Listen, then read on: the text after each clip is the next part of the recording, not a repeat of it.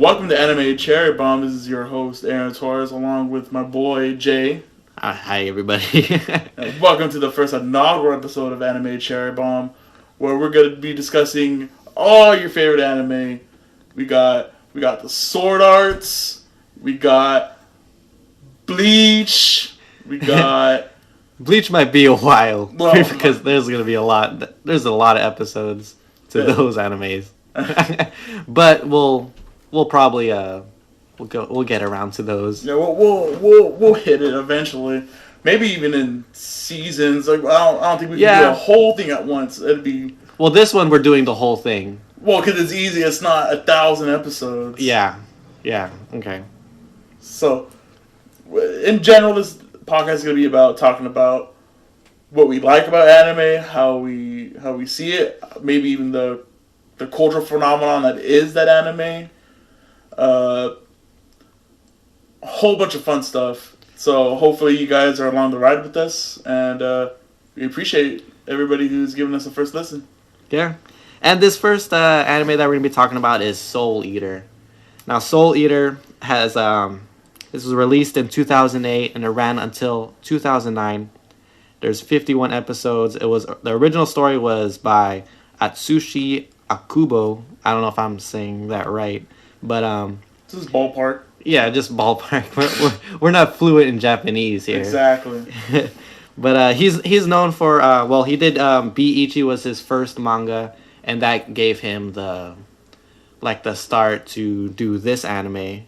Well, you can actually see a lot of proto Soul Eater in it. So after I originally read the original manga for Soul Eater, I really wanted to see his earlier works, and you can tell it's early. Yeah. And I didn't really dig it, but you can start to see his development in different characters that he learned from there, and then took it to Soul Eater. Yeah, and he actually the Bi-Ichi actually got produced because he won a contest, right? Yeah, something like that. Yeah, from Square Enix.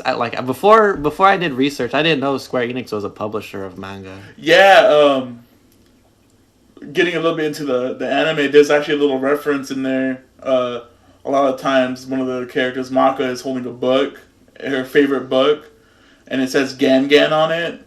Oh, yeah. What Gangan is one of their monthly publications that it's like a subsidiary kind of deal, right? Of Square. Yeah. So it's one of their... I know they have a whole bunch of different publishing arms, and Gangan was what Soul Eater was published in. Yeah, that's also the people that did the drama CD. It was produced by Gangan. Oh, okay. Yeah, there's no information in English about the drama CDs, but that's something I found. Right.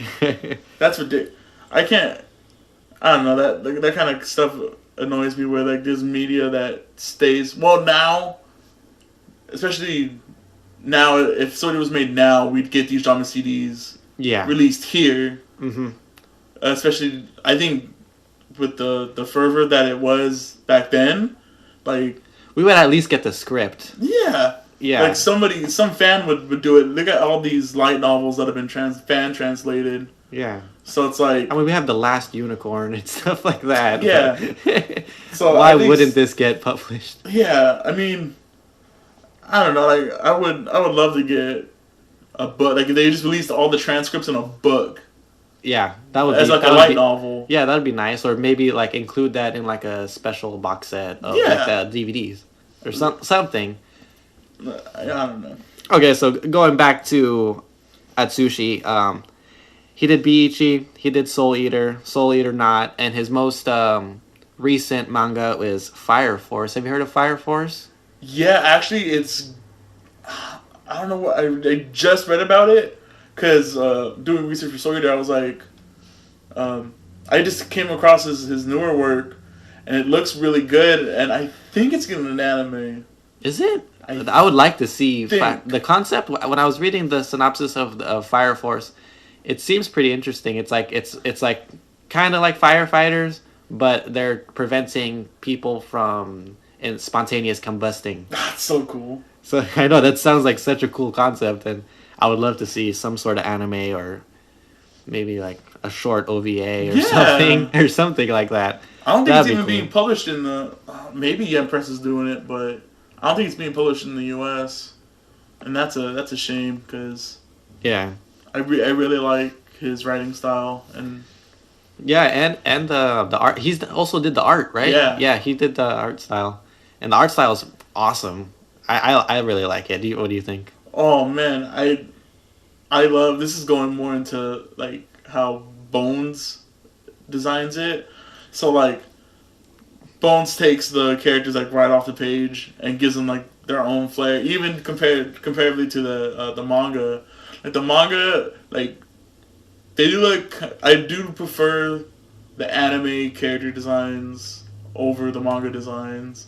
The manga designs are a little rough for me, but the how Bones their character design department really out like did themselves with it and actually adapting his work instead of like you can go it's getting a little deep, but you can go to Madhouse and how they did One Punch Man. I don't know if you ever watched One Punch Man, but they took one's art and they had it adapted by I forget who drew it. They had someone else draw his art, his rough art, and then they made the anime based off that and not his janky looking art. Okay, yeah. Probably for the better. Well, I guess some people would probably be mad about that. Well, coming up, not this next anime that we're gonna do, because I don't want to do two Bones in a row. Oh yeah. But Bones is the master of adapting anime, and that's a lesson that's gonna be learned on this podcast. So I'm gonna get it through. And Mob Psycho 100 is another one by the creator of One Punch Man, but instead of basically throwing his whole art style out the window, they adapted it into something like beautiful. So like it looks unique. It doesn't look like most anime, and like they give so much love and attention to it that it makes it really look good. And like they make something that's supposed to be ugly, it's supposed to be rough, because one's not a really good artist, and they gave it life. Like I don't know if you've ever seen the opening or whatever to it. No. Maybe a little later I'll show you after this, but Yeah. it's amazing. All right. So this Soul Eater was directed by Takuya Igarashi, he's done Oran High School Host Club. Oh. I didn't really research too much into what he's done, but he has a pretty lengthy list of animes that he's done and movies. If you say Oran right there, that's like almost like a full stop. But it's so different material from what Soul Eater is. But he does a good job on both. Yeah, definitely. So one's a reverse harem comedy. Another one, which you never really hear of. Yeah, and it's awesome. I love Oran High School. Yeah, it's great. It's hilarious. I want to do Oran again, but again, don't want to stack too much Bones. I am a Bones fanboy. It was that Bones? It was. Yeah, it was Bones. Okay. So, Bones knows how to pick out great talent. Oh yeah, and it gives them support. But yeah, or you say if someone told me, the director of Oran's directing something, I'm already in, and then come to find out that he did Soul Eater 2, it's like, yeah, that's a crazy resume already. Yeah.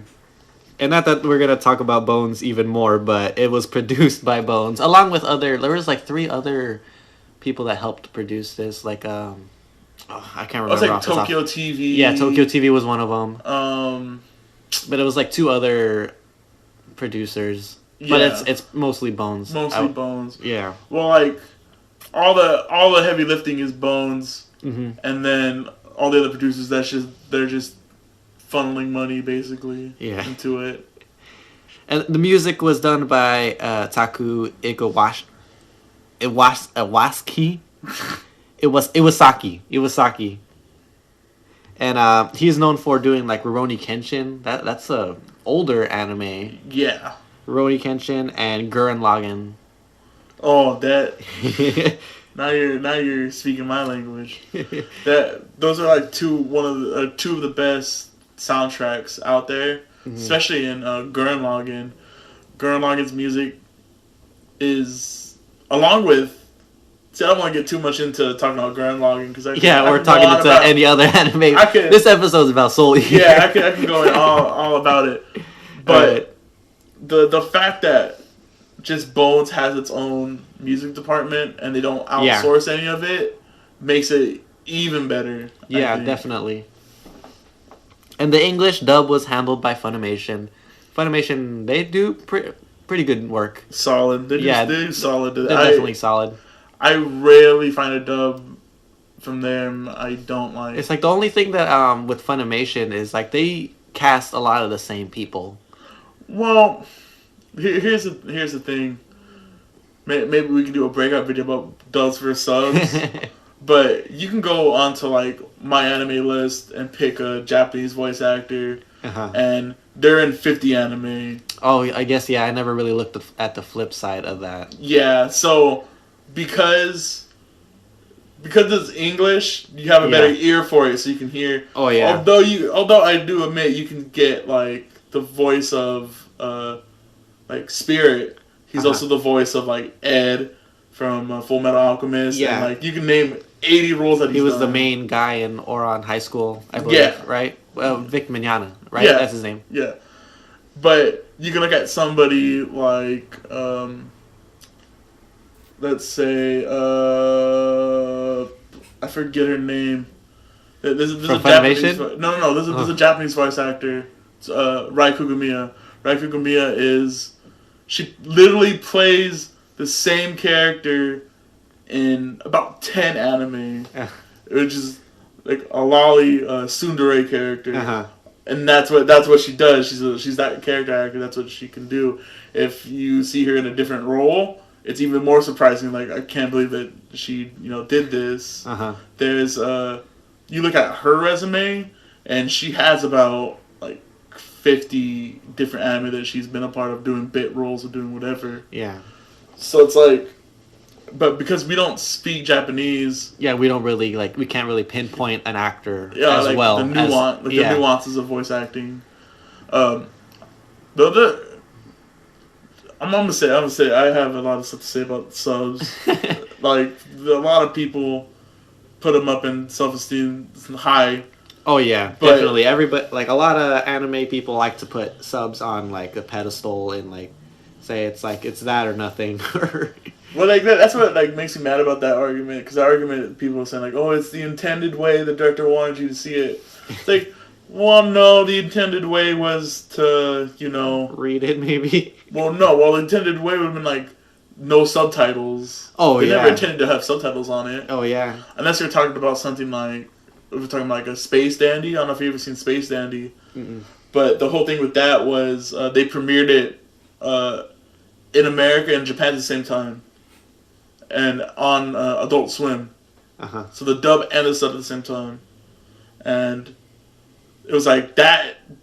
Intentionally, that's how that anime was made. So you can make the argument. It was like, well, they're both valid. With that argument, they're both a valid way to watch it. You can even say like the intention of the studio was to watch it any way you can. Oh yeah. I'm sure they'd be happy with anybody watching their anime. I would. Yeah, obviously. So the story of Soul Eater, it takes place in Death Weapon Meister Academy, or the DWMA for short, or Shibusen if you're watching, if you know the lingo. And it takes place in a fictional city called Dead City, which is in Nevada. This is an anime that takes place in the United States.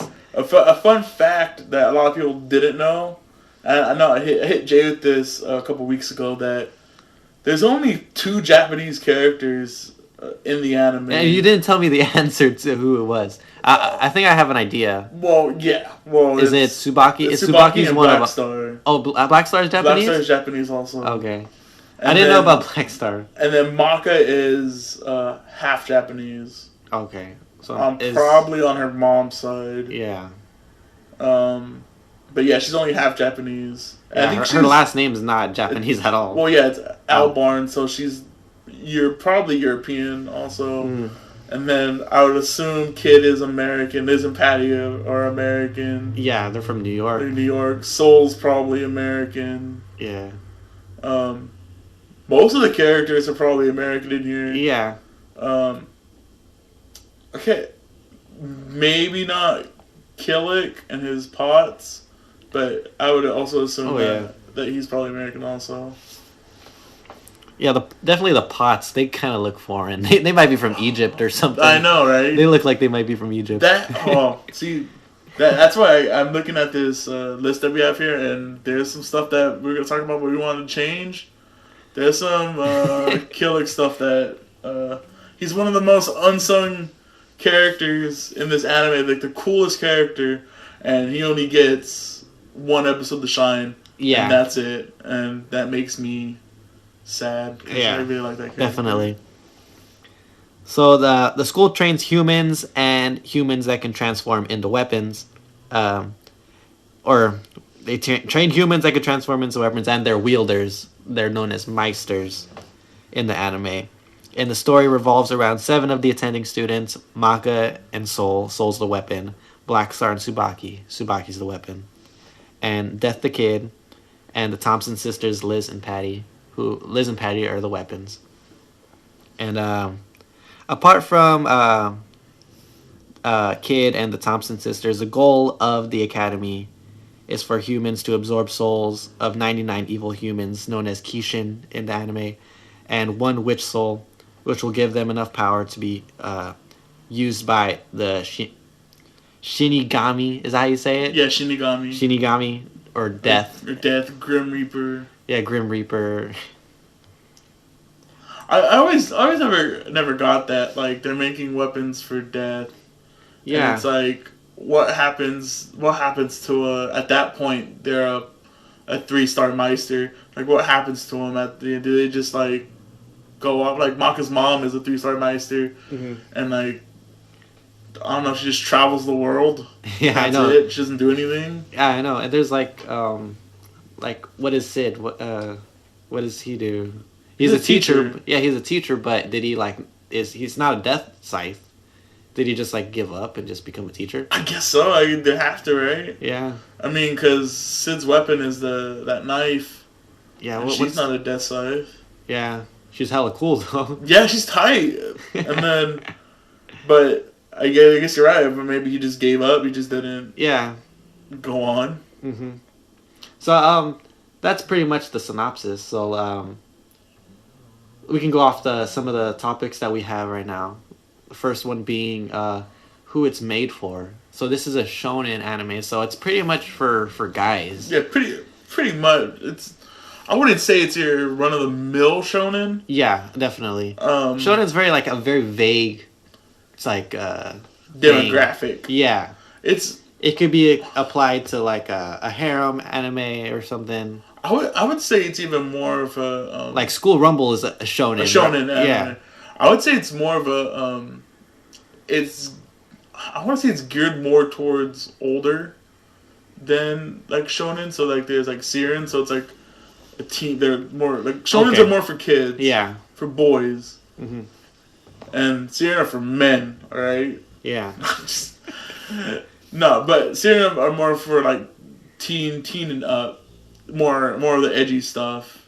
So like that's why like you can't hold like Naruto up against. I mean, you could hold Naruto up against Soul Eater, but it's not really like a fair comparison.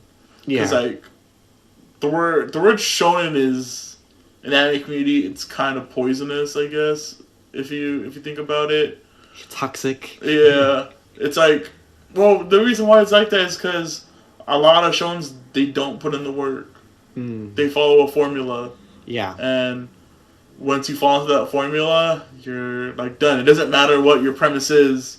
Uh-huh. There's always those tropes and stuff. So once it digs your hooks into you, once you do your training arc and In your beach episode. exactly. It's done. You're just a regular shonen. Yeah.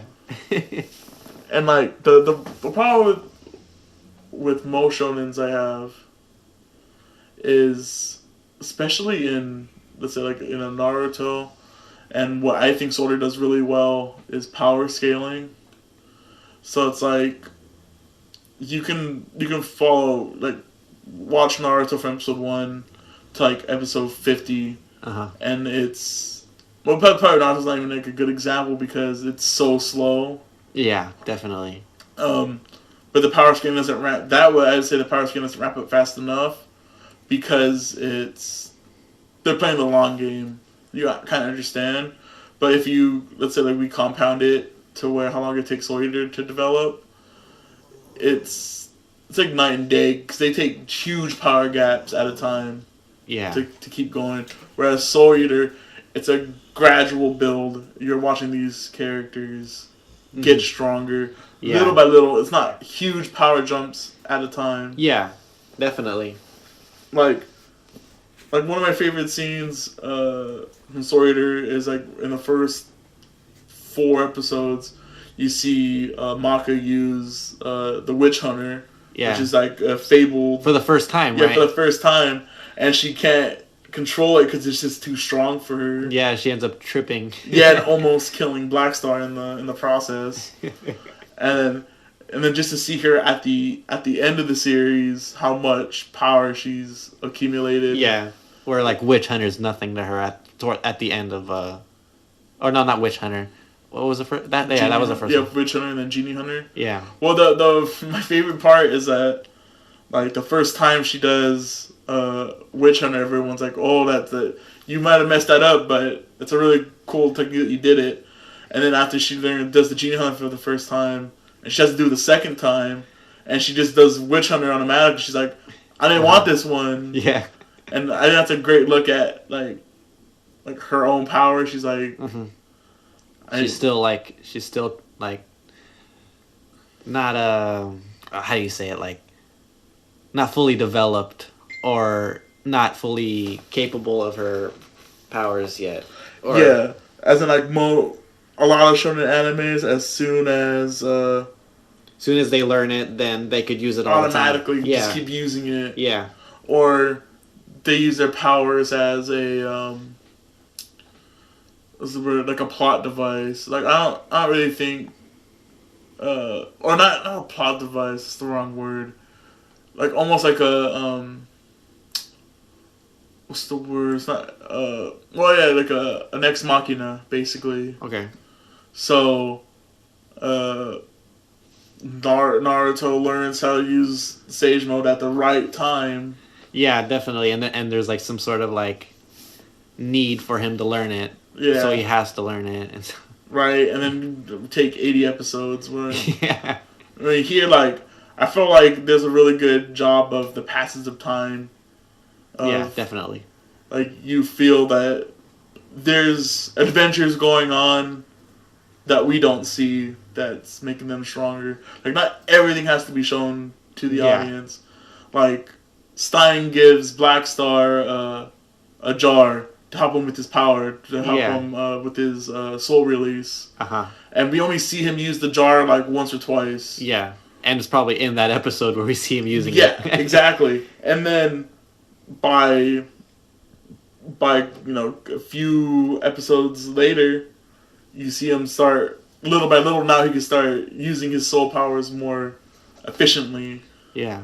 But they never. I kind of do enjoy it. It's like they're like, they don't do the shonen thing of, oh, so his training is paying off. It's like it should be in the back of your mind. It's like, why is he able to do it? Oh, because he's been training this whole time. Yeah, with that pot of water. Yeah, exactly. All right, so that's probably a good segue of going into art and cinematography. We touched a little bit. Yeah. On it earlier, and like I said, the character designs by Bones are just phenomenal. Yeah, great use of color. I love the colors in this anime.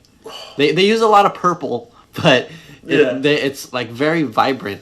This anime, It's like black is like a dark black. Oh, like the black blood is just Yeah. pitch black, Yeah. Like when it's night, you know it's night. right? Oh man, I love like. There's not nothing I don't love about this anime. There's a few things I dislike about this anime. It's up there as like my top favorites, Yeah. but just how the art is, I can't name you anything that's in this style. Yeah. Like you can usually shonens fall into the trap of they just all look the same. Mm-hmm. You can look at Naruto, not so much Bleach. Bleach has a really good color palette as well. But you look at you put up probably like Naruto, One Piece, and a new one, Black Clover. They all look super similar. Mm-hmm. You can even go back to like Inuyasha. Yeah. They all look super similar, Uh-huh. and just by its art, its story is super distinct. Yeah, just by its color, I feel like when you compare this to like One Piece or something, I feel like the reds and stuff are like more like they pop more in this anime. Like what do you think? Yeah, Am I crazy? No, thinking no. of this? It's like it's not a boring looking anime. Yeah, definitely. There's Right. always something to look at. Exactly. Just like the little stuff of like I wanted to be in the manga author's head when he thought of like, let's make the sun have a face. Let's Yeah. have the sun and the moon have faces that like laugh or whatever. Yeah, and Like- the moon bleeds. The moon bleeds. from his gums. He has gingivitis. One of my favorite scenes, it's like a really low key scene, is with Spirit and Maka. They're talking out of Sunset. Oh yeah, And Spirit says like, he's like, look at the sun looking stupid trying to stay awake. yeah. It's like sunset, right? Yeah, Sunset is like trying to stay awake. Oh my god. And I think even in like when Tsubaki is like fighting her brother. What's her brother's name? Oh, Masamune? Yeah, isn't like the moon in like that scene? Yeah. Yeah, isn't that kind of like weird? I mean, it looks cool. but- Oh yeah. Well, that's when they're fighting in their their inside own themselves. That dimension. yeah, but the moon is still there. The sun's probably there. Right. Oh, man. But let's talk about the cinematography. Like a lot of the action scenes are really good in this anime. Oh, I feel like you never lose sight of Uh-huh. what's going on. You're never like, wait, I have to go back and see a lot of the fact that let's say like Sora, for example, it's clustered. Mhm. Like it looks cool, but if you actually look into it, you don't see what's going on. Yeah. And it's the little details in the fight scenes and everything. It's down to like the footwork Yeah. in Soul Eater, which is like so awesome. Like especially in the first episode, you can see like when Maka wraps the soul against Blair, and you see her feet turn to give her momentum. Yeah. To pull. Uh-huh. It's amazing. It's like little things of like her jumping on the rooftops, and you can see the thatched roofs. You can Yeah. see things like falling off because she's. Was it She's the just- first episode where Maka jumps through the stained glass? Was it that the first episode? At like the very beginning? Or was that the fourth I episode? think it's the fourth. Well, no, because Soul goes through the window in the first episode before anybody. So I think that's the fourth. I want to say. Okay. I'm not too. But that sure. whole that whole shot of her going through the stained glass window is freaking sick. Oh, there's so many like really cool moments of Like just action. yeah, even like this still shot. Even them playing amazing- basketball is pretty sick. I know. One of my favorite still shots of the anime is one of my favorite side characters, Mifune, Uh-huh. the swordsman. when he uses his thousand sword technique. Yeah. And it's just Probably the coolest technique in the anime. Exactly. And you see him just staring down Blackstar with all these swords just stuck in the ground. Yeah. And like stuff like that is like amazing. Like I want like in my wildest imagination I couldn't think of something so cool. Like it's such a cool sight. Yeah, and the caution tape all around. Yeah, like, exactly. Yeah. Oh, I forgot about that. Yeah, it's so cool. Oh my god. And then that one, like towards the end of the anime, he uses like some sort of technique when he's fighting Blackstar, where there's like 4 swords that like line up in front of Blackstar. And that shot was like pretty sick. Oh, like, when he I forgot when what he puts that when he puts him down when he kills him. And Mifune never uses that move. It's the first time he ever does it because he's serious. Like wants to put him down. He wants to kill him for good. Yeah, because he believes that he chose the path of the demon. Right? Exactly, and it's such a tight scene. Yeah. There's the first time Soul and Maka resonate, where they're both screaming and the screen gets all distorted. That's also a really great shot. Anytime there's a soul resonate where you can see the lightning flinging in between the souls. Oh yeah, that's awesome. What's your favorite fight? What's your favorite fight in the series? Well, the thing is, I'm jumping a little bit ahead, but my favorite character is Blackstar. I might be in the minority here, but I really like pretty much all the fights that Blackstar is in. Like again, like especially with Mifune, yeah. So I would say maybe the first time they fought, just because we're like, I probably like that one the most, is because it's the first time we see Mifune. I keep messing up his name. Mifune, it's fine. Yeah, but it's like seeing like his techniques and all that stuff, and like him like jumping from like one sword to the next. It just looks really nice. Oh, so I was gonna say, I forgot how exciting Blackstar's fights made me feel. How good, and I remember watching that episode in particular. They don't do this shot often. They try to do it, and I think it loses effect the more they do it. But it's when he does his big wave attack. Oh yeah. So like when he catches Mifune, and then you see all the little orbs in the air. Yeah. And then just a big explosion coming from him, releasing his soul inside of him, basically.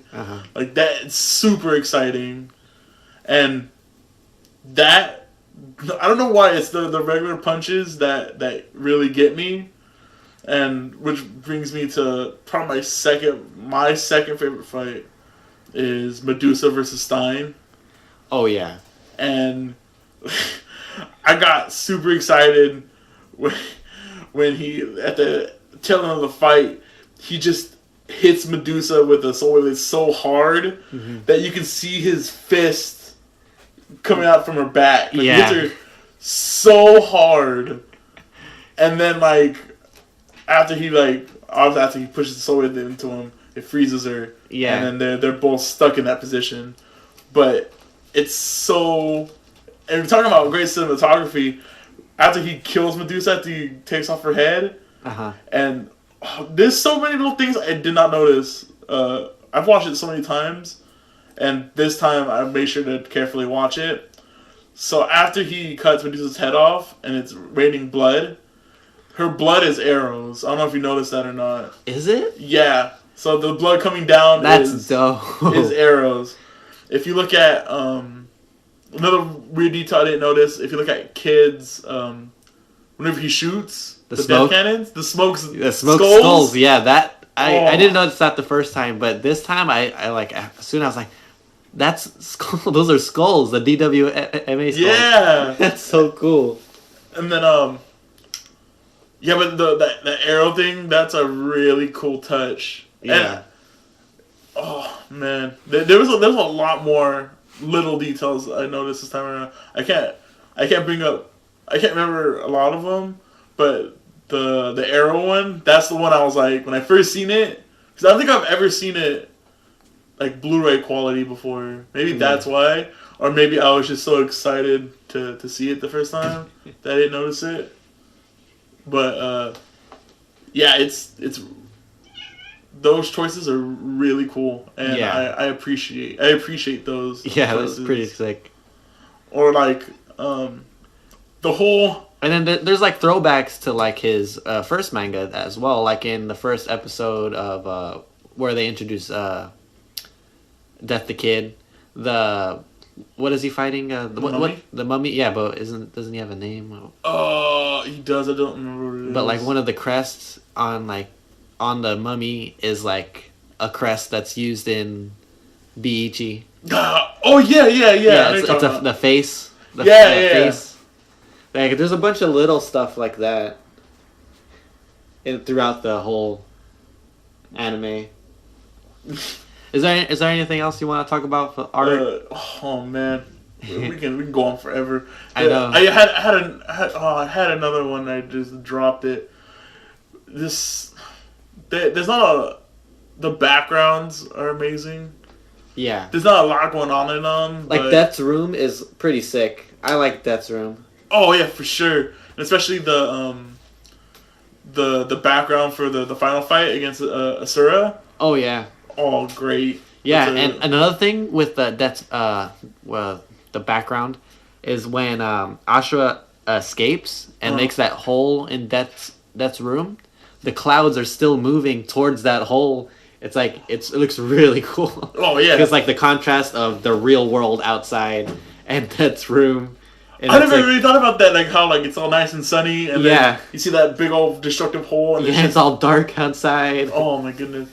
Another little detail that I love about Death's room that you bringing it up, I really love like the little like the shrine. Oh yeah, stuff they have to walk through. Those are also a really nice touch. It'd be cool if it was like you have to go upstairs to see Death, but it's like straight, right? Yeah, it's like a straight pathway. Mm-hmm.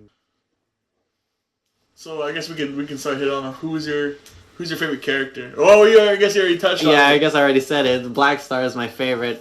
Man, every time he says like Yahoo, it makes me smile every time he says it. Oh, he has a infectious personality. Like, oh yeah. He's an annoying character, but yeah, he's freaking hilarious. Lovable. He's lovable. Yeah.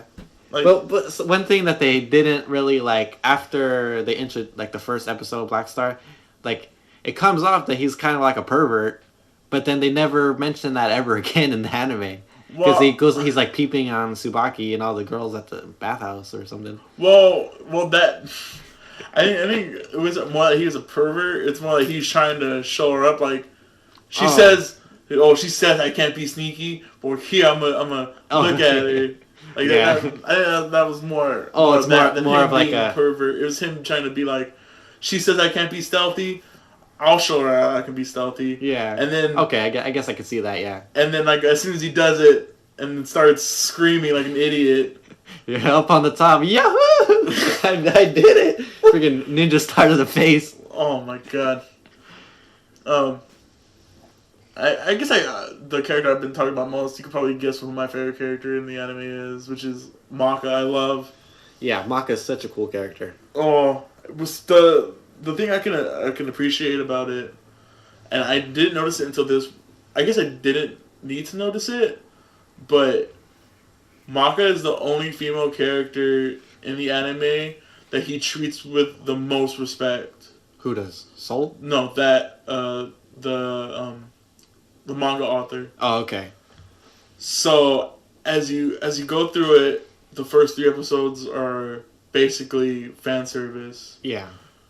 You go through the whole series, there's sprinkled bits of fan service. Even with, I think, Tsubaki gets away with nothing. They don't ever treat her as a piece of meat again. The Thompson sisters, I think the only one they really portray as like a piece of meat would be Blair. And maybe the Mizune sisters, that transformation that they did once. I think they only transformed once in the anime. Once, yeah. But the character that they treated with the most respect is Maka. Yeah. you never. There's easy shots you can see in the first episode where they can be like, oh, they can be a panty shot here. They can be all this stuff here. Yeah. And it never happens. Mm-hmm. You can even see like in the second to last episode where she's basically naked. You can see her, her navel, but it's not played off as sexual. Yeah, it's not. And even though people want it to be. Yeah, even people want it to be. That's what I find what's crazy about it is that... That's what makes it good, is that he doesn't give us what we want. Exactly. Maka is a character that I think it's very rare, especially in a shonen anime, where it's an actually strong female character. Yeah. That... There's like no fan service with her. No, and it's like... It's never played... I guess it is kind of played that she's like kind of plain, even though she's not plain looking. Like, the only thing they ever talk about her as, like, how she looks is, like, Soul says she has, like, chubby ankles. Oh, yeah. It's just, like, a weird... fat ankles. It's just fat ankles. Just, like, it's such a weird thing to tell somebody. I know. She does have pretty big feet. Yeah, she has huge feet, which is true. I didn't even think about that. She has 6 shoes, though. Oh, my goodness. Well, her whole outfit is pretty... I like her style. Oh, yeah. Yeah. For sure. I got like a kind of like a goth punk style. Oh, yeah. With the plaid skirt, and she wears gloves. That's pretty sick. Oh, my goodness. So who's your least favorite character? My least favorite character? Oh, wait. Before you say that, real quick, I just want to talk about Maka's VA real quick, her voice actor. Okay. Her voice actress. Really good. I'm very disappointed that her voice actor... We were just talking about how Japanese voice actors are like in 80,000 roles. Yeah. This woman, God bless her, she only has like 4 or 5 major roles in her career. Yeah. And it's a travesty. Every time I look at her My Anime list, just to make sure, every season, she's the only person I look to see if there's if she's in an anime every year. She's only in one anime year for the last, 7 years. And this was her first, right? It was her first ever one. Yeah, and it was, like, the lead. Yeah, and then you can go and watch the first episode, and you can tell it's her first time. It's her first voice acting role. And, like, how awkward and, like, stilted she was. It was the first episode was kind of like robotic a little bit. Yeah. I would say it was like, say your line. There was a little bit of motion to it. Well, that's on the ADR director. Yeah. Like, I don't know if maybe it was a different director for that episode, but, like, if that were me, I wouldn't have, like, was the best one. Maybe that's the best they could have got out of her. Yeah, maybe she was, like, still... Well, it was her first time, so maybe she was nervous, and who knows? Maybe that was their, like, 17th take or something. That's what I said. Like, I don't want to believe that was the best take they could have got. I don't want to know what the bad takes are. Oh, if that was the one they went with. Okay. Yeah, I get that. And I don't know. But besides that, her voice acting is, like, the breakout of everything of that anime. I think she's, like, the best voice actor in there, and you can see her coming into that role even more as the series goes on. Yeah, like there's one. I'm gonna say it for my favorite. One of my favorite episodes is because of her voice acting. A lot of my favorite episodes are because of her voice acting. Yeah, and it's great. So who's your worst favorite? I don't know. I think you might be mad about who I think. It's not really the worst characters. It's just there's nothing to them. It's the pots of thunder, pots of fire. Oh my goodness. It's because they're like not utilized at all. I mean, and another thing is that they're different looking in the manga, right? They're like they're small. Yeah, they're small. So I think what you're referring to. So like I guess you probably don't even notice. One's a male, one's a female. They're brother and sister. Really?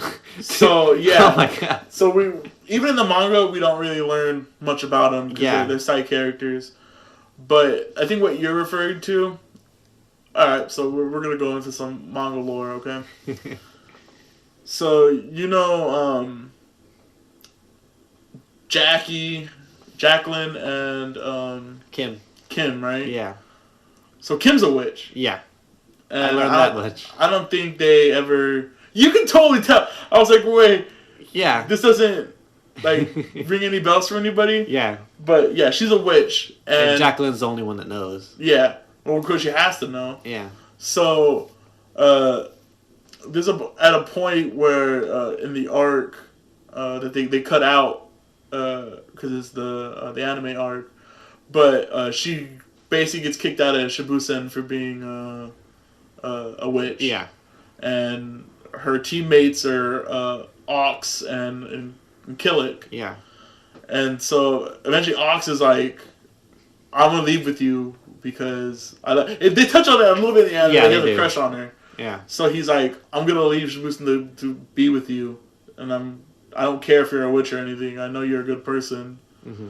And then so does Killick ends up going with her too, and I think it's either in that fight or in a way future fight that basically she gives off her witch, or she unlocks her witch aura, and then so she's like Maka basically. Yeah. You channel through her, and then she gives Ox and Killick her witch aura basically, and that transforms the Pots into those incredibly hot looking characters you probably see. Oh, okay. Yeah. Okay. It's like it's their awakened forms.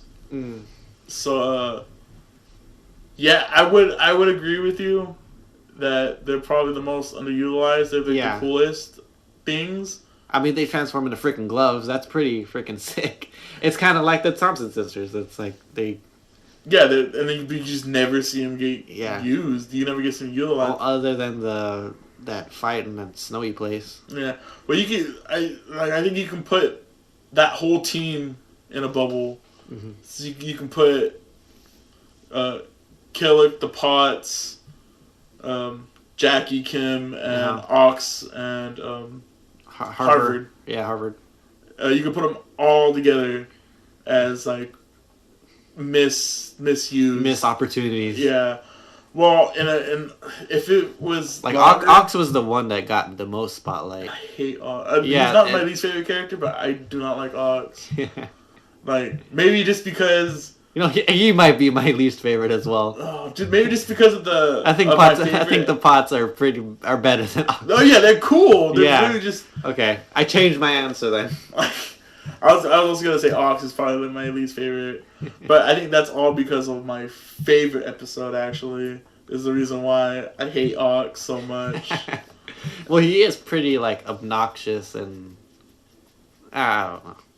Yeah, he's He's a show off. he's a show for what they little bit of they show of him, Yeah, especially in the he fight has where the they're trying to, lamest like, weapon as well. Oh, I hate the stupid spear, the freaking stupid lightning king. Oh my god! And then, I don't know, Ox is just annoying. He's not. So is Ox Peop- your least favorite character? Yeah, I'm gonna say it. He's Okay. my least favorite because I don't think there's anybody else. Because at least the Pots, you can see they can be cool. Yeah. And the only reason you would be mad is because they're wasted potential. Yeah. Whereas Ox is just a dumb character, and he's like He has a bad personality. bad personality and a bad weapon. Like there's nothing really cool about him. Yeah, and the character design is kind of weird as well. Weird. I know even Kim and Jacqueline. You know, they're cool looking characters. Yeah. I'd like to see more of those characters. I want to see more of Killick in the Pots. I could care less about Ox and Harvard. Yeah. What happens to them? Exactly. I don't think. I think the easy one for people would say would be Excalibur, but I love Excalibur. I love Excalibur too. He's cool. Oh, I was gonna say Hero. Oh, Hero. I don't like Hero either. Because he's just a punching bag. It's just so stupid. That's a good episode, it's a pretty funny episode. Yeah, But it's kind of anticlimactic at the end. yeah, I just love it. He's like, "Oh, can't handle him sneezing." Oh Yeah. well. Oh well. Okay, so what about your favorite minor character? Oh man, favorite minor Corona. If you're gonna, would you say she's Minor? she's main cat minor or main? I don't know. She's like on he or she. It's not really explained, but It's a it. Even in the manga, they don't really say. some people say it's like in the manga it's a boy and the anime is a girl, or Well- or vice versa, or something like that. Well, the thing is, so how Funimation dubbed it, the little bit of I don't even know Japanese. The only thing I know is because I used to prowl on forums a lot when I read Soul Eater, Yeah. and people were that was one of the biggest conversations or hang-ups was like, "What's Corona's gender?" And people would be like, "Oh, it's a guy." In the manga, it's a guy. And then one of the translators came in and said, "Well, no, actually, we just chose a male pronoun. It's the pronoun they use is boku, and boku is it's a genderless, Oh, okay. and it's just easier to say like him, whatever. Yeah. Okay. Yeah. Instead of they, them, their, Oh yeah. and then it or something. it, yeah. And then Funimation did the same thing. They just adapted boku into male pronouns. But there's like little things that you could pick up on, like little details, I think. So it's like of Ragnarok going and trying to lift her skirt up, Oh yeah. and then like her holding it down. Uh-huh. There's like a really weird, creepy thing Ragnarok does in the manga, because it brings up they bring it up as a joke, not as a joke, but Krona and Ragnarok disappear for like an arc, and they come back, and they fight Black Star, and Black Star's like, "I don't even know what to call you. You're not a boy or a girl." And then Ragnarok goes, "Oh, do you really want to know? Because I can tell you." And then like he goes to go pick up her skirt again, and then basically he's like acting more like a girl. Like she looks more. I believe Krona's a girl Yeah, She's definitely feminine. more feminine. than anything. Yeah, than anything. But who knows? There's a lot of feminine guys now. Yeah. So- Androgynous. Yeah, she's androgynous. I've always believed just that she's a girl. Yeah, especially now that you mentioned it, how he or she is holding down his dress. Well, he's wearing a dress, Yeah. or is it a long shirt? Oh, shit. Well, like even a lot of people, they've always said like, "Oh, look at the way how he interacted with Maka. Maka." At the beginning. Yeah. Like I don't know how to interact with girls Okay. and like all this stuff. So it's like But he didn't know how to interact with anybody. anybody. Well, he had no trouble killing guys. Yeah, oh yeah. Oh yeah. But when it came to girls, he was like, I don't know. Or when they came to girls, they were like, I don't know. Mhm. But I think it's a cool character depth to that character, to Corona themselves, And it's kind of hard just to be like, keep it in the gender neutral with her, because of, like, you can see her, Yeah. it's just, I'm just so used to calling her a girl, but Hmm. it's never stated. You can't really, Yeah. it's anybody's guess. And at the this name point. Krona, like ending with the A, is kind of effeminate. Right? Oh, so, Like, well, me and Aaron are both Mexicans, so Yeah. Krona. Corona, exactly. It's Krona. There's some stuff I want to talk about Corona, because Corona is a part of my favorite episode. So when we get We'll save that. When we get there, there's some cool things that Like a lot of the minor characters, I feel like you said, a lot of them are like underutilized, and I think a lot of them are really cool. Like I think my favorite, if I had to choose, would probably be Kim and Jacqueline. oh I really like the lantern that Jacqueline turned. Her name is Jackal Jackal Lantern. Yeah. That's so cool. Does Carrick have like what's his last name? Is it like some sort of pun? it might be, but the other pun that I know is Oxford and Yeah, and Harvard. Harvard. Yeah. It might be Killick. Killick might have Some sort of- kind of pot, Oh, maybe. like acrylic. Well, it's like acrylic, Oh, yeah. I guess so. and then his last name might be a pun also, Yeah, but it probably has to do with some sort of material. yeah, the pots don't even have names either, which is kind of sad. Yeah, that is sad. It's just pot of fire, pot of lightning. Hmm. So I don't know. You just never took the time to name them, I guess. Yeah, but my favorites are if I think Kim and Jacqueline are pretty cool. But we said earlier, Mifune is Mifune. awesome. Oh, Mifune is the man. Yeah, Killick in the pots, like we were talking about earlier. Yeah. And you can pick almost anybody, any side character, yeah. excluding Ox and, you know, Blair's kind of like a whatever. I can deal with the Free. the girl- Free's Freeze tight. and Free. I feel is also underutilized. Utilized. He's like he does like something in 2 episodes. He's like he tests the black blood when he's first introduced. Well, he's testing the soul's black blood or whatever, right? Yeah. And then And then the fight with Medusa. yeah, and then he makes the cube, or is it a cube? Yeah. That barrier that he Yeah, made? yeah, yeah. It's like a You cube, made right? that. Yeah. But after that, he's just like undercover, pretty much. In the manga, it's almost exactly the same. He doesn't really get too much until he has his final fight is with Mako. Yeah. And he only transforms once. Yeah, it's kind of I don't know. They underutilize a lot of characters. They only had 52 episodes. Yeah, or 51. 51. I don't know why I always say 52, but yeah, they only had 51 episodes. It's kind of a weird number to end on. Well, that's why I was saying like 52, because 52 is usually what it is, you know. Yeah. It's 26, right? 26, 26. Well, usually 12, 12, 24. 24, 20. Yeah, I guess so. So it usually goes 26. Yeah. If it's just like one season. Yeah, it's 13, it's either- 13. yeah. Yeah, I guess so. I And, just want more. That's yeah. all I want. yeah, it'd be nice to see more of this anime and more of the characters. But going back to Free, and also going back to art. The tattoo that he has, I don't know if it's a tattoo that says "No Future." Is that a reference to the Sex Pistols? Yes. Is it? Yeah. So Well- there's a whole bunch of musical references. in Yeah. here if you know, it's one of those things. If you know, you know. No. You know.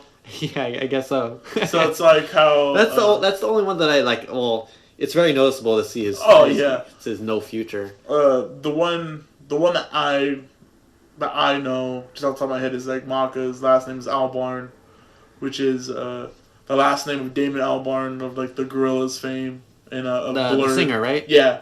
So the lead singer of Blur. 2D. 2D Yeah. is the character. Yeah. So And they- Blur, yeah, Blur. He said Blur. yeah, he's in the lead singer of Blur. And that's the only one I know off the top of my head. But there's a bunch of music references in there. Yeah. A lot of music, a lot of pop culture references stuck in there that, for the keen eye viewer, it adds another dimension to it. Yeah, definitely. And I guess that's a good segue into music. Oh, we talked about it earlier. Bones with their Yeah. own music department. Yeah, definitely. Awesome. All the fight scenes have great music. There's And it ranges in genre too. It's not just one note. It's like there's jazz numbers. There's like hip hoppy kind of hip number. hop. A lot of like rock. There's a lot of opera. yes. Oh my goodness. All the Corona fights with the Uh-huh. opera. Yeah. Oh my goodness. Definitely sets the mood for the fight. If you ever listen to the soundtrack, the OST, Uh-huh. it's amazing. Yeah. There's I can't tell how many times I've listened to the song's called "In His Mind," and if I played it for you, you'd know it right away. It's like one of the whenever something goofy's going on. Oh. It's like with the it's kind of like a kazoo in it, and it's just a fun song, Mm-hmm. and there's no bad song in Soul Eater, I think. Yeah, there's definitely nothing that stands out as bad. the hip hop songs. I don't know if you have ever played the game on The World Ends with You. Yeah. Like the hip hoppy sounds. Well, that game has amazing music. Yeah. And the hip hoppy kind of music that's in this anime, it reminds me a lot of that kind of like super like fast and they're talking like indistinguished, like you can't really understand what the person's saying Because like, the English. yeah, Yeah, it's like something like that. So like you probably never played like Persona. Persona's Yeah. like that. There's actually a one of the artists from Persona. His name's Lotus Juice. He's a rapper, and he doesn't do much outside of Persona, but he actually does some work for Bones, and so he was in like Noragami, and he's in Soul Eater. He's the part of the one song that you could pick out for Soul Eater, which is like the one battle song they use most of the time. He raps over that one, and he also raps over Kid's theme, his theme song. And when I watched Soul Eater first, and then I played Is Persona. that scene like his music? Is it like that poppy kind of music? Yeah, a little bit. Yeah. It's the one where the first time you see Kid. Yeah, that's the one I'm thinking of. That song is has Lotus Juice on it, and it's a good song. Yeah. Everything's great. No, how do you feel about the themes, like the theme songs? Oh my goodness! Oh my goodness! I have fights with my friends all the time, where everyone swears Black Paper Moon, the second opening, is better than the first opening. Better than Resonance, and I can't stand it. I'm like, you guys don't. I'm. Oh, you're probably gonna hate me now. No. I do like the second one better, but they're both very good. Oh yeah, no doubt. I love both of them. Mm-hmm. I will concede Black Paper Moon is a better song. The visuals in Resonance, Oh, okay, yeah. way better. Uh-huh. Way better. Yeah. You can. I don't think I've always loved Style. That's the second ending. Yeah, yeah. And You didn't like the first ending? I Want to Be also. I love the first ending so much. I looked up the band Stance Funk. They're freaking awesome. Oh, I love that band now. Yeah, they're great. It's great. And they've done other animes. Yeah, Naruto. I know they did Naruto. They did a big one for Naruto, I think. Like if any Naruto fan would know it. It's like one of the original. One of the best ones. Yeah, exactly. Japanese punk, man. That's what can you say? Yeah. That's why And Black Paper Moon, I freaking love that one. What is that? Tommy Heavenly, right? Yeah. Tommy Heavenly. Mm-hmm. It's like a goth-looking band. I don't know if you ever looked at see how they look. Yeah, I know what you're talking about. Yeah. The second one's pretty cool. The third one, I can't tell you the name. That's how much I care about it. Yeah, the third ending. It's cool and it's catchy. Yeah. But I never. It takes too long to pick up. Yeah. So I love the beat and I like it. It's just that it took me longer to watch the first half of Soul Eater because I'd watch the whole episode. Yeah, that's a testament to how good the themes are. Is you want to watch the opening. You want to watch the ending. And it's like the perfect send off. And the fourth one, it's whatever. I wanna be. Oh man, I remember. So when the last episode, oh my goodness. Oh yeah, that's definitely. I forgot that that was the ending, and I was like, oh my god, that's like the perfect ending. Oh, way better than the other one that they were using. Yeah, that's what I was like. When we're getting into it, where when I first finished it, I hated the ending, and the ending made me cry at the end. But it's the only time where I was confused. I was like, am I crying because it's over and it's an emotional, or am I crying because it was bad and I don't know what I watched? And as time has gone on, it was emotional. It was like the trip was over, and it was like saying goodbye to your friends. Yeah, no more Maka. No more Maka. No more Soul. No more Black Star. No more Yahoo. Well, even though Black Star doesn't really say Yahoo towards like the middle half or middle towards the end, he doesn't really say it anymore. Yeah, it needs kind more. Of disappointing. It needs more Yahoos in there. Yeah, definitely. And so you want to go into the episodes now? Yeah, I guess so. We can go into we can get to it. This is the. You want to go first with worst episode? I think we're probably in. Yeah, we're probably in the same boat of like. So your worst episode. I think I probably have the same episode.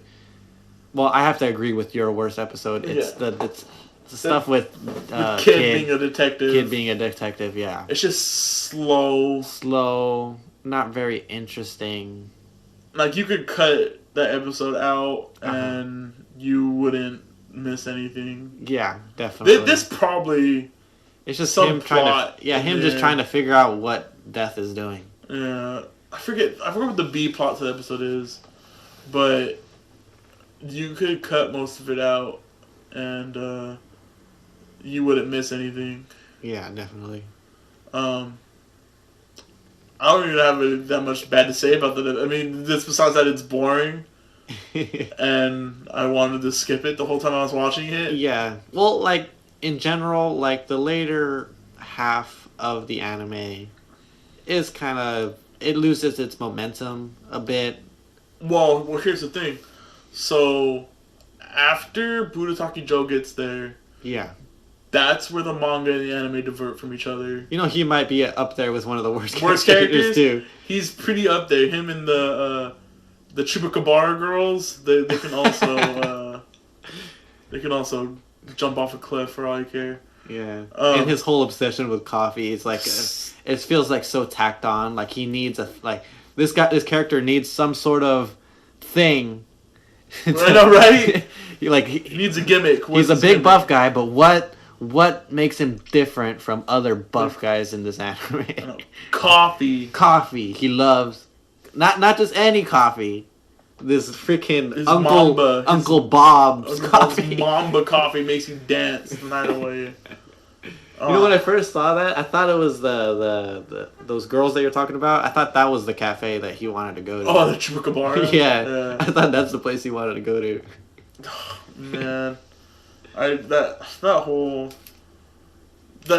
that's where like I like how Bones adapts anime, but a lot of times when they're given like free reign, it doesn't work out too well. As long as they have a source material, they can adapt it. Like a cool fun fact, you watched Fullmetal Alchemist, right? No. Well, anyway, the original Fullmetal Alchemist, it had the same thing. They caught it to the manga, and then they had to go and freeball it basically. Oh yeah, that's what happened with this anime. Yeah. So, but the cool thing about that one was the manga author was like, "Oh, this is what I want to do, so adapt this." But after they adapted it, she was like, "I think I want to go in a different direction," and she took the manga in a different direction, and that's where Brotherhood came about. They double dipped into it. Yeah. Which I really hope they double dip in the Soul Eater one day, but I don't know. That's looking less likely every year. Yeah, it's already been like how many years? Almost 10 years now. Yeah. This year will be the 9th year anniversary. Oh yeah. So maybe the 10th year anniversary we'll get something. Oh, don't get me excited. I'll be so happy if we actually get Soul Eater Brotherhood and oh my god. I would. Yeah, that would be freaking awesome. Alright, what was your favorite episode? Okay. So, I guess it's technically 2 episodes. It's when Tsubaki has to confront her brother. And they go to that town. I forgot what the town's called, but they have it has horns and stuff. Beautiful. That's a beautiful episode. Yeah, those have to be my favorite episodes. Those are great. Yeah, the whole like how Black Star is like, I'm with you 100%. Let's just do this, and it's just like I don't even need to know what's happening. But I'll support you no matter what. Right? No, Yeah. you don't gotta tell me if you're not Like comfortable with telling me. you're my partner. I'm with you 100%. Oh man. It's so cool. Like him getting beat up by all these villagers. Yeah, well, my favorite scene in that one is one of them sees Tsubaki sitting there. Yeah. And he goes to go hit her, and then Black Star like no, like Nope. the passive Black Star just goes and like you're not gonna disturb her. Yeah, what he like she's he doing. he grabs the stick, right, and like breaks Yeah. it or something. Yeah, like that scene's really cool. Yeah. That shows a lot of character with Black Star. Mm-hmm. My favorite, beside we were talking about earlier, like our part, the one that we share that's our favorite, is the test episode. Oh yeah. Which it's just comedy hijinks at its best. So good. Oh, but if I had to choose like a favorite episode, the episode I always go back to no matter what, it's the episode of Maka versus Corona during the siege of Shibusen. Uh-huh. So when Maka gets into the Black Blood and Yeah, it gets crazy. it gets crazy, that scene, just like I said earlier, the voice acting in that scene is amazing, and then the two episodes following up to it is so good. Yeah, it's definitely good. And they changed the ending credits for one of the episodes. Exactly. That was so good. And then just the sadness of Corona being like Yeah, so pass. alone. pass. Yeah. So aren't you sad? Like, oh, you're erasing my circle. Don't do that. This is my space. Oh, it's so cute. Yeah, it's so cute. I love that episode. And then just of the reoccurring, you can go back into cinematography, the reoccurring thing of Corona's beach, of it being dry and barren, and then Maka got there and brought water. She brought warmth and moisture to it. Yeah. And then like there's scenes later on where Corona's thinking about Maka, and then you can see a scene of the beach. Yeah, with the flashback water. of the beach, yeah. And there's that reoccurring theme of that is really good, and it's all set up in that episode. Mm-hmm. Another really keen voice acting that I really liked in for the episode is so it's the episode where they where Kid, Maka, and Black Star are all learning how to do the triple resonance. Oh yeah. And Black Star's just being a fucking asshole the whole time. Yeah. And then, finally like breaks Maka where she's like she's done. Uh-huh. And I don't know, did you watch the dub or the sub for that one? I can't remember. So I think I watched the sub because you told me to watch it in the sub. Just of the whole time, and again, it goes into cinematography, how you can see Maka's like disturbed the whole time. Like she's pissed. Yeah. She has to try to work this out. Mm-hmm. And finally she's like, she calls Black Star an asshole. Yeah. And it's such a... It's the first occurrence of cussing in the... Yeah, and it's so out of character for Maka to even say... to like... She's always calm and collective. Yeah. And this is what... Because Stein tells her... it's we're not... gonna kick you out of the class. And it's your fault that you're not succeeding. And she's like, I'm trying to do it. Like, she feels the stress of like... And she feels that it's Black Star's fault, right? Yeah. But it's science. It's everyone's fault. It's a team effort, and just her just screaming, and especially her screams are really good. Yeah, her screams are really good. And like when in the last episode, when the Kenshin bites her to wake her up. Oh yeah, the hand. Yeah, the hand inside.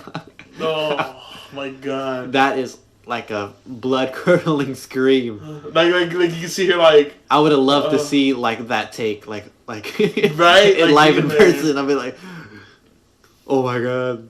Oh, let's see, accessibility, easy. I can recommend it to anybody. Yeah, this anime is definitely anybody could watch it, and it's everywhere. You could watch it on Netflix. You could watch it on Hulu. YouTube for I watched it mostly on YouTube. and it's great. That's what I love about Funimation is that for a while they were just putting everything on YouTube. Yeah. Just like I watched a lot on YouTube. so, it's like anything that dub and sub on YouTube, right? I think it's only sub. Oh, but they put a bunch of stuff on YouTube. So like I know it's gonna help us a lot get through a bunch of stuff. Yeah, And definitely. the only gripe I have about the accessibility is if you're squeamish with fan service, the first 3 episodes are kind of rough. Yeah. So to some, if you're But- fine with fan service, they're fine episodes. They're great episodes. Yeah. But if, Some of my favorites is Yeah. the first 3. if you roll your eyes at fan service, I can completely see why you wouldn't watch the rest of this anime because it's great, it's good, or not great, but it's bad fan. I think it's bad fan service. Yeah, like and then bad once taste. those 3 episodes are done, there's pretty much no fan service after that. Yeah, besides just Blair. Besides Blair. But you can just chalk that up to anime being anime. Yeah. But I give it. Anybody can watch it. Easy Yeah. watch. Yep. And it's easy to find. Rewatchability. I watched it 6 times. This would be my second time, and I watched it in both sub and dub. Both are really great. When I watch them, I try to make it a yearly thing where I rewatch it, and every year I swap. So this year was sub time. And sub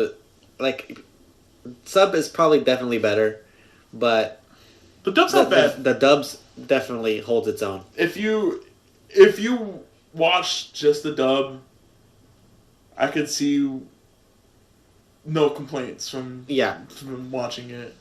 But I'm the kind of person, like, if I watch the dub first, I tend to enjoy the dub over the sub because that's the voices I associate with the characters. Yeah.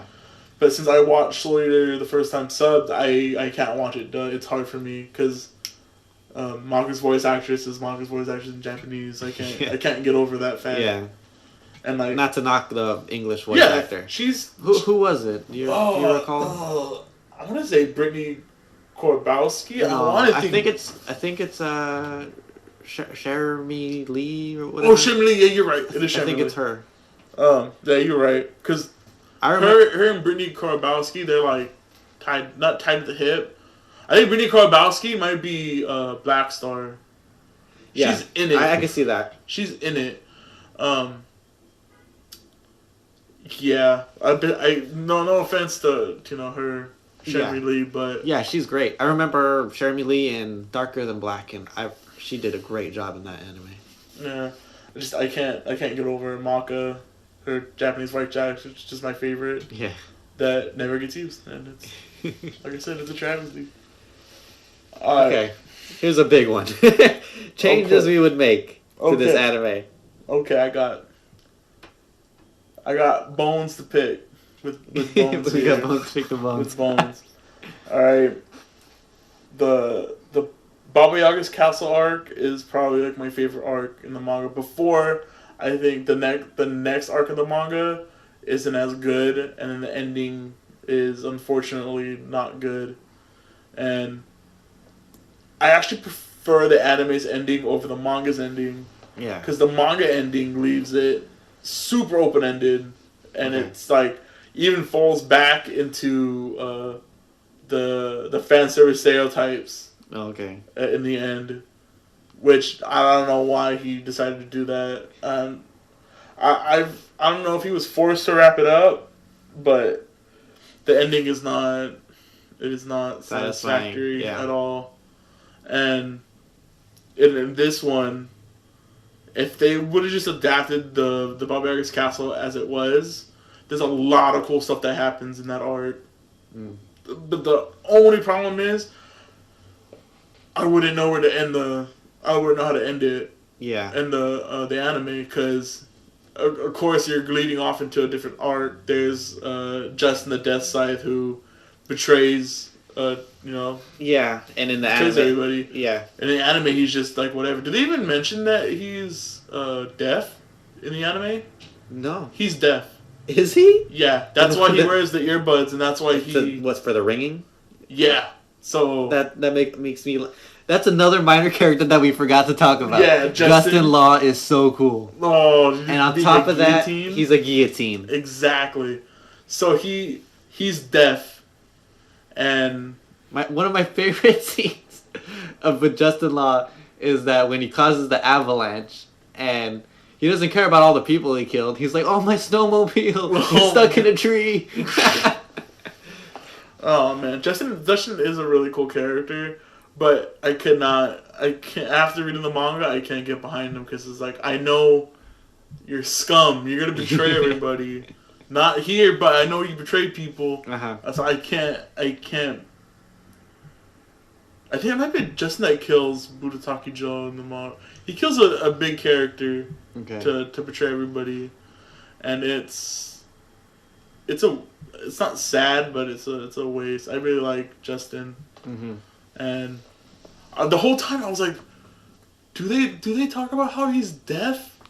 No, and I don't think they do, and that's why he reads lips. Then that's why he reads lips exactly, and that's why he thinks that way he wears earbuds, and it's that they even mentioned in the manga. I think they mentioned a little bit in the anime about how loud his music is, and it's just a detail that's never stated. Yeah. So like that even gives him he's a weapon who became death by himself. Yeah. While and he's deaf. the youngest one to ever do it. Yeah, and he's deaf. Yeah. So it's like he's really strong. Other than that, I don't think I'd make any other changes. I watched a lot of the episodes on YouTube, and towards the end I watched them on YouTube, and I skimmed through the comments and stuff like that. And one thing that I saw, it's not really like a change, but something that I would have liked to see, is that like on the final episode where like they're fighting Asura, it would have been nice to have like a split timeline kind of thing where instead of it wasn't only just Maka that killed Asura. Like if it would have been nice to see maybe Black Star take him out, and then that's how he transcends God, and then or maybe Death. Or they just have like an A, B, and C. Yeah, A, B, C ending. That'd be interesting. Some animes actually do that, right? Like there's different endings. And then Death, the kid avenging his father.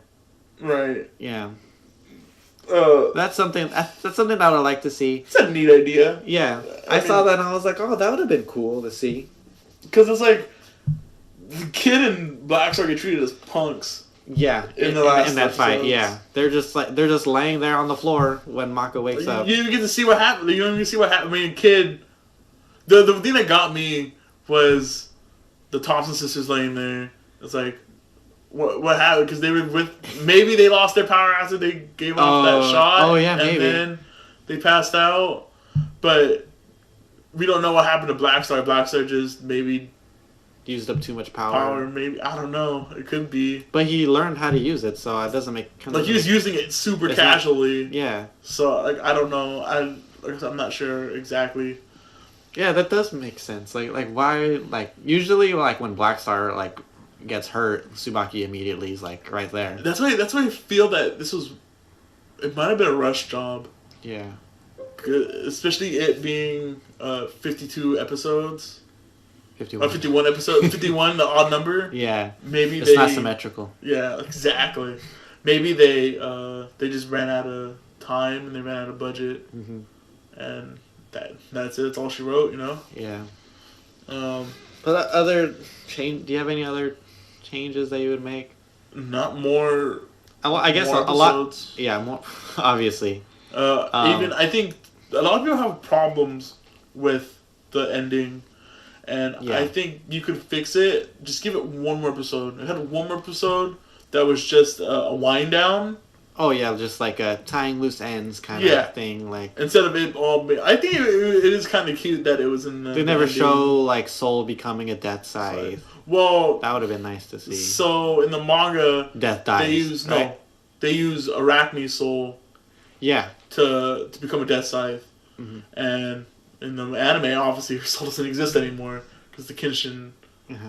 because Asura kills her. No, Death is still alive In the manga? Yeah, in the manga. Oh, okay. That fight. But he's the last Scythe. Yeah. Death Scythe, right? So the fight with Asura never happens in the In the manga? Really? That whole scene of like Death City becoming like a robot and stuff. That's all anime only. Okay. That never happens. And he doesn't even fight the Kenshin. He doesn't even go up and fight the Kenshin at the end. And it's weird. It's a weird manga. Yeah, I've read like I don't know how many. I just read what my wife's brother had, so I'll have to read the last of it. Yeah, if you ever feel the need to. So Yeah. there's like a really cool thing with the Book of Abon. I don't know if you ever got that far, but like the Book of Abon, they go inside of it and. That's another character that they really didn't really do Abon, anything with. Yeah, Abon's a really cool character. Yeah. Yeah, up until this point, I didn't know they didn't talk about Death's 7 disciples. Basically, Oh yeah. they never talked about any of them, and like how Excalibur is one of them. I don't think they even Is mentioned that. Yeah. Oh my god, he's one that's of- so. That makes me like Excalibur even more. Exactly. So like So that. Excalibur is immortal then, Yeah. and Death is immortal. I guess. Asura is immortal, or what? Yeah, because I guess Abon found out how to do it. Oh, okay. Because that was the thing about Abon, was he was trying to make his wife immortal. And again, maybe her dying, that's what caused him to figure out how to do it. It's never really explained. Yeah. But that's Maybe my they guess. touch on it a little bit, but Yeah. well, Excalibur explains it. Yeah. Of all people, he's the one that sheds light on the matter. But, yeah, Abon's also a really cool looking character that they get no love. Anime also doesn't touch on the other Death Scythes. 4 Death Scythes that are out there. Yeah. I think the manga only They're shows just like, oh, they're busy or they don't want to answer the phone. one of them's a dog. One of them's a yeah, exactly. A dog?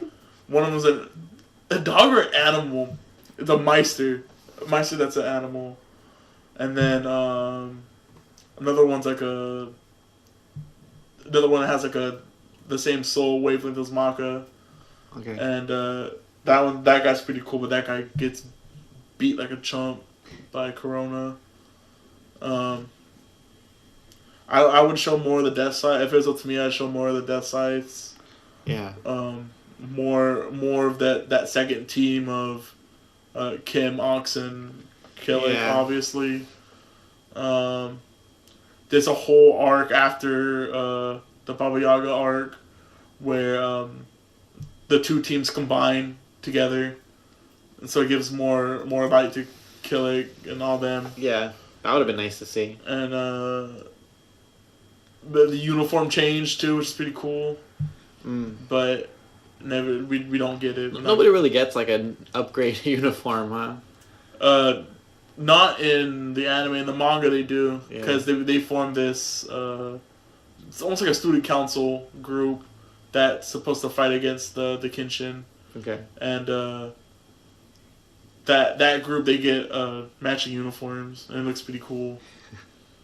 Yeah, the only character I could think of that like kind of changes is Mifune. He just like loses the jacket, Yeah. but I think it looks better without the jacket. Does Black Star change his outfit yet? I don't think so. No. I don't think I so. don't think so. Well, they have outfits when they're like just casual around. Yeah, but I don't think any of their outfits actually change. Mm. So with that, what do you rate it? All right. We even discussed what's the rating. I think instead of a number system, should we recommend it or not? Okay. Yeah. Watch or not watch? Yeah, definitely. I think it's easier that way. Yeah. Well, we'll And- probably not offend a lot of people that way. Exactly. I mean, personally, I would give it like a 9 or a 10. If we were giving it numbers, Yeah. I have Mine to would give be it a high. 9 or Mine would 10. be high up there as well. Probably like an 8.5 or something. Especially like that. the first half, Yeah, it's really good. really good, almost flawless. It's what Bones does with it at the end. I think they fumbled it on the way there, Hmm. and that would like that's why I feel like I wouldn't give it a 10 Yeah. because it's not all the way flawless, or not that it has to be flawless, but I feel there's some nitpicking that we can do Yeah. to where I can comfortably give it like a 9, like 8.5, like you said. Yeah. But I would recommend it. Yeah. This is 100%. definitely a recommend from us. Yeah, high recommendation. Yeah. I would give it a high recommendation. Hmm. Fans of anime, if you haven't watched it yet, you're missing out. Yeah, definitely. So I think that's it. I think that Even wraps as us up like there. as a casual watch, like Yeah. even if you're not even into anime, it's freaking fun. It's a fun anime to watch. I think, see, it brings me back to that fan service thing, that it makes it hard. You want to show it to everybody, Yeah. but you have to preface it with like, don't worry about this. This stuff will go away eventually. Yeah. They get rid of this stuff at the beginning. Just don't. They get it over with at the beginning. Which is funny because that's how it is in the manga, exactly too. Like how they adapted it. Exactly Oh yeah, from the manga. because the manga there were just one shoots at the beginning. Yeah, one shots, and then Yeah. it started off. But I don't. It just makes it a little hard to tell anybody like, hey, just watch this. There's a lot of anime that you can be like, hey, watch this, Mhm. and I don't want to say I don't think this is one, but I love it so much where I can be like, yeah, you need to. It's definitely It's seminal. It's one of those shonen seinen animes that you need to watch. Yeah. I think. Classic. I'd say it's a classic. Yeah.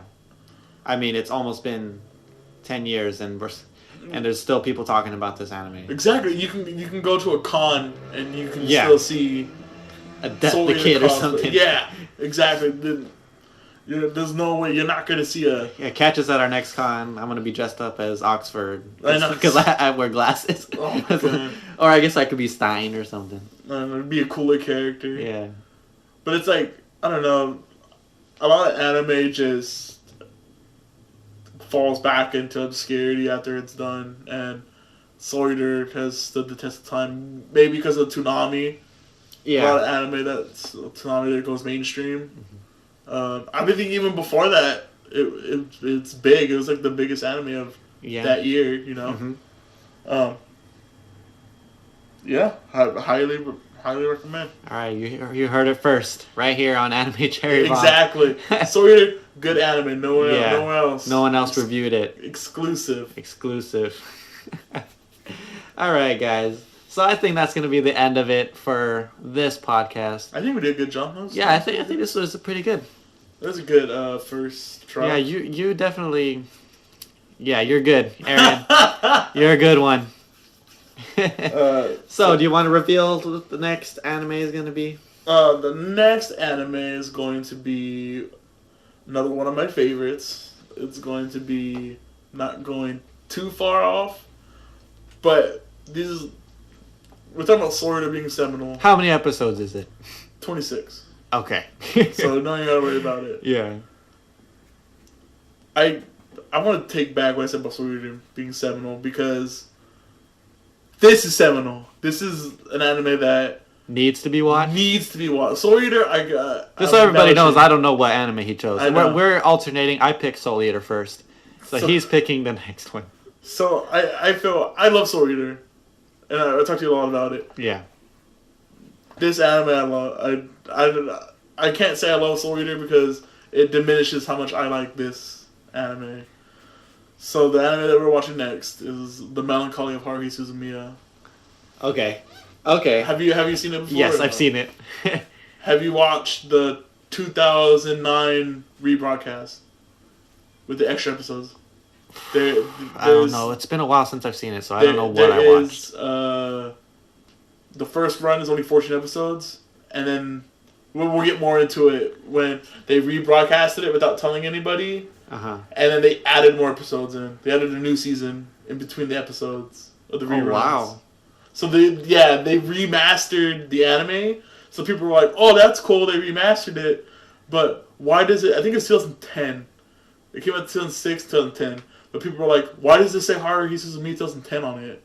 And then after like the 4th episode, they showed a new episode, and it was like, "Wait, what?" And it was in this. It was they didn't advertise it, and they didn't say anything. But did it follow the story still? Like, Yeah. was it in between like episode 4 and 6, or? Basically, so there's like an arc that happens. That sounds so awesome that they did that. So we're gonna get more into it next week when we do it. Yeah. But how the light novel is structured. So it's like book. If you go in timeline, it goes book 1, book 3, book 2, book 5, book 4. So it jumps a bunch of places. Wow, that's So there's cool. So like between book 1 and 2, there's a 4-month gap, I think, and then in book 3, it's the 4-month gap in between. That's hella sick. And so I don't know how we're gonna watch it. Mm-hmm. It'd be up to you. Like I said, I don't know how you watched it the first time. You probably watched it. They call it the Kiln order, which is the timeline order. There's another order. It's called the Haruhi order, which is the broadcast order. So what they did was they tried to mimic the books. So Okay. episode 1. I think I'd want to do that. Mimic the books. So episode 1 is episode 13. Episode 2 is episode 1. And then episode 3 is episode 5. Like, it jumps. Okay. in You're gonna time. have to text me how to watch it. I'll text you how to watch it. It's I don't know how it's going to be this time around. Mm-hmm. I think it's good watching it the regular timeline way through. Okay. A lot of people don't like. We'll discuss. Yeah, we'll discuss it more. Yeah. And then we'll tell you guys how we watched it. Yeah, but and the other. For a first time go around, I would recommend just watching it the timeline order. Okay. It's fine. Yeah. So I think that's a podcast, right? I think that's it. That's a podcast. Make sure to like, subscribe. Yeah, like, subscribe. We're gonna also be posting this on SoundCloud if you prefer just the sound. It's easier on SoundCloud, I think, to listen to a podcast. If you have any suggestions on how we can make this podcast better, go ahead and Yeah, leave it in the comments. Yeah, definitely that. If you have anything you want to recommend as well, tell us your favorite episode. Tell us Yeah. any of these topics you want to hit on. Go tell ahead. us your favorite character. I mean, I think the poll is Death the Kid is everybody's favorite or something like that. Probably. Like it was voted twice as the favorite. Yeah. Exactly. He's funny, but It's whatever. I mean, I think his funniest moment was like in the medicine cabinet. He fixed everything. But that's whatever. Yeah. This is the end of the episode. All right, guys. So make sure to like and subscribe. Share with friends. Share with friends. If you like us, rate us. Do what you gotta do. Help us keep the pirate ship afloat. Yeah, and help us with like any suggestions how to make this better. All right. Thank you. Yeah. Bye, you guys.